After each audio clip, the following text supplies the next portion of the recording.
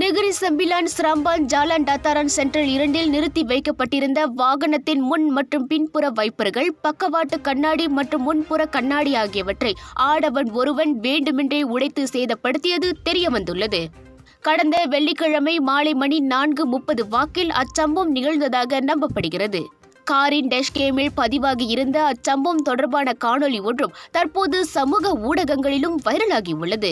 அச்சம்பவம் தொடர்பில் அதே நாள் மாலை மணி 5:46 வாக்கில் பாதிக்கப்பட்ட பெண் ஒருவரிடமிருந்து புகார் பெறப்பட்டதை ஸ்ராம்பான் போலீஸ் தலைவர் அசிஸ்டன்ட் கமிஷனர் முகமது ஹத்தா சீடின் உறுதிப்படுத்தியுள்ளார். சிலாங்கூர் பொட்டாலின் ஜெயாவில் உள்ள வங்கி ஒன்றில் பணிபுரியும் அப்பெண் நண்பர் ஒருவருடன் வேலைக்கு செல்ல ஏதுவாக தனது புரோடுவா அல்சா வாகனத்தை சம்பந்தப்பட்ட இடத்தில் நிறுத்திவிட்டு சென்றபோது அச்சம்பவம் நிகழ்ந்துள்ளது.